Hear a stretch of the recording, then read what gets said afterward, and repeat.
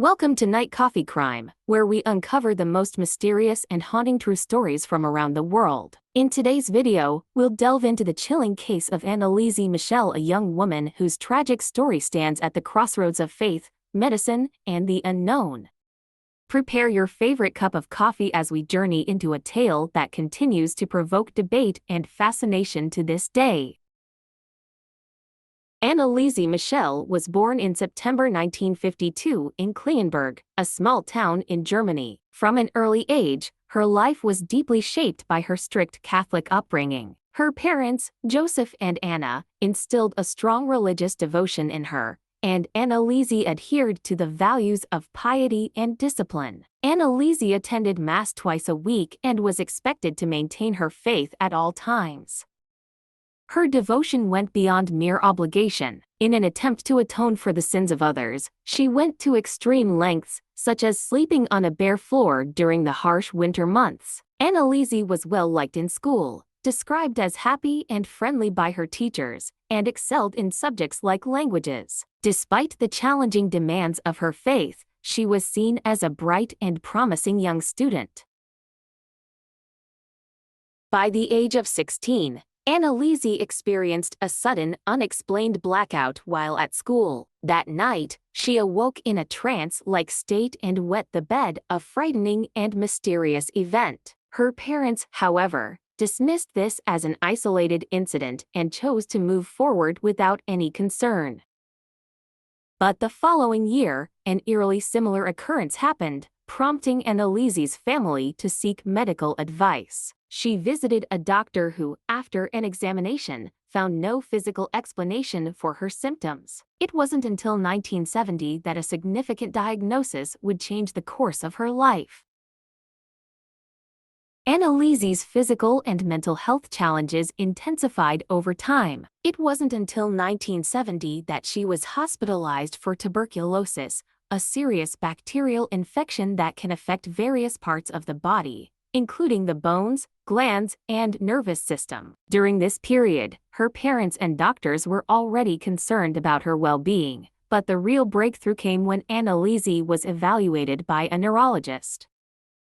The neurologist diagnosed her with temporal lobe epilepsy, a condition known for causing seizures, memory loss, and vivid hallucinations, both visual and auditory. The diagnosis came with a regimen of medication intended to control her seizures and lessen the impact of her hallucinations.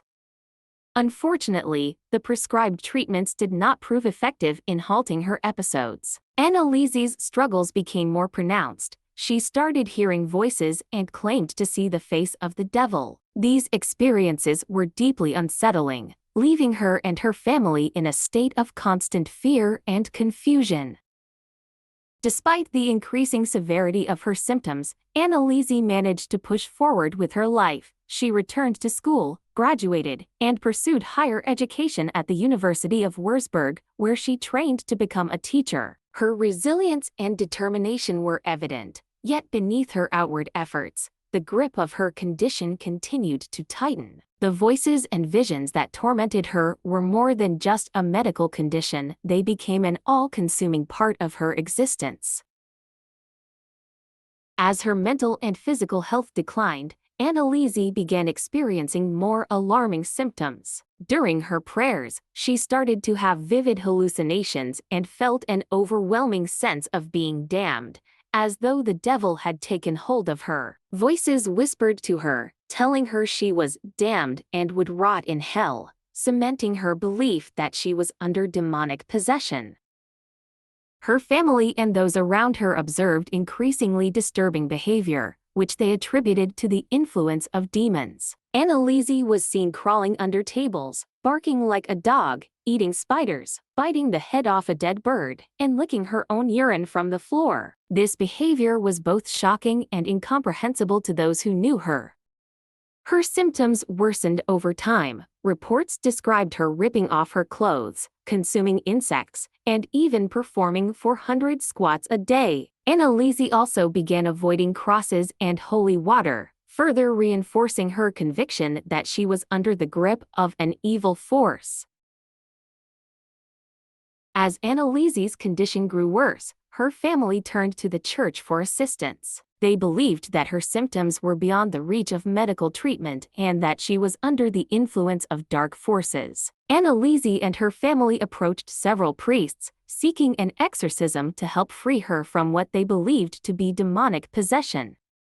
However, each priest they contacted refused their request, advising them instead to seek medical assistance and explaining that, without the explicit permission of a bishop, they could not perform an exorcism. Exorcisms rituals aimed at expelling demons or evil spirits from the body have deep roots in religious history. Though it had largely faded from modern practice, the ritual experienced a resurgence in the latter half of the 20th century, as beliefs in demonic possession and supernatural forces still held sway for many.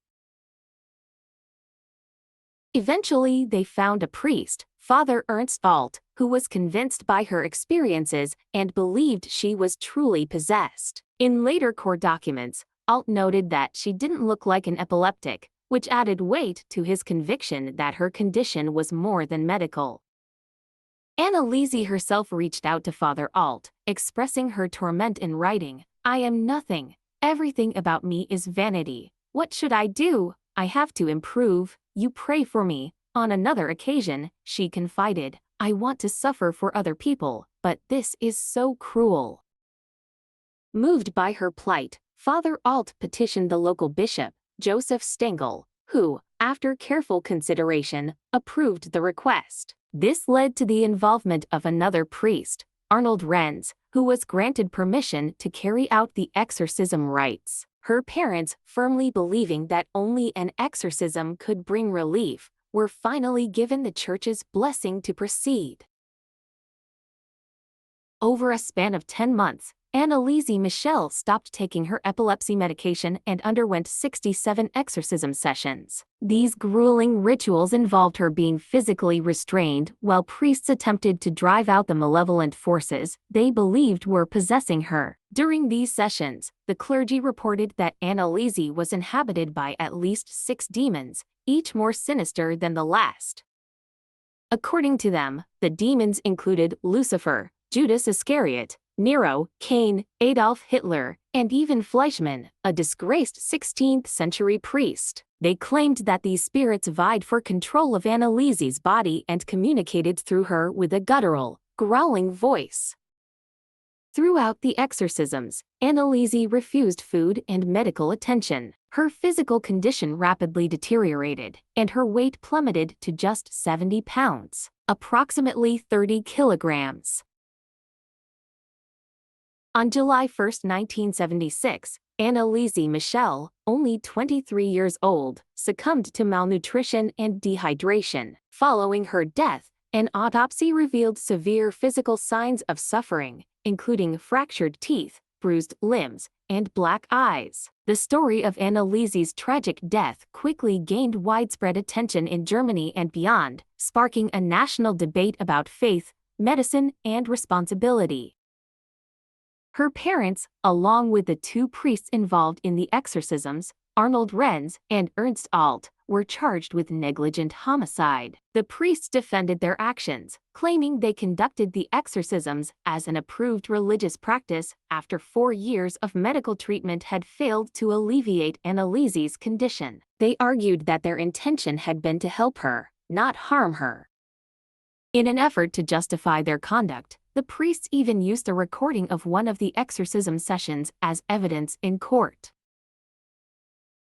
Prosecutors argued that Anneliese's death was preventable, claiming that had she received medical treatment in time, her life could have been saved. The prosecution emphasized that both the priests and her parents must have been aware of her worsening condition as she grew weaker and more emaciated over the months of exorcisms.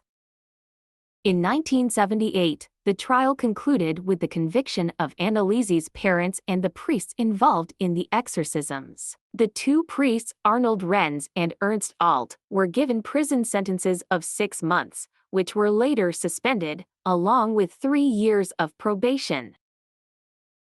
Anneliese's parents were not sentenced to prison, as the court deemed they had suffered enough, a consideration under German law that can influence sentencing. Bishop Joseph Stengel, who had approved the exorcism, was not indicted. The court concluded that Stengel had no direct involvement with Anneliese or her parents during the exorcism process and was unaware that she was refusing medical care.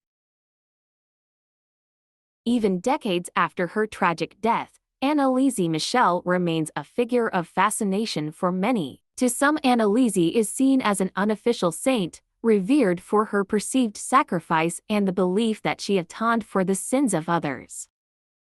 Also, Anneliese's chilling case went on to inspire a wider cultural impact, most notably through the 2005 Hollywood film, The Exorcism of Emily Rose. Thank you for watching this in-depth look at Anneliese Michel's story. It's a tale that reminds us of the delicate balance between faith, mental health, and the potential consequences of believing in the supernatural.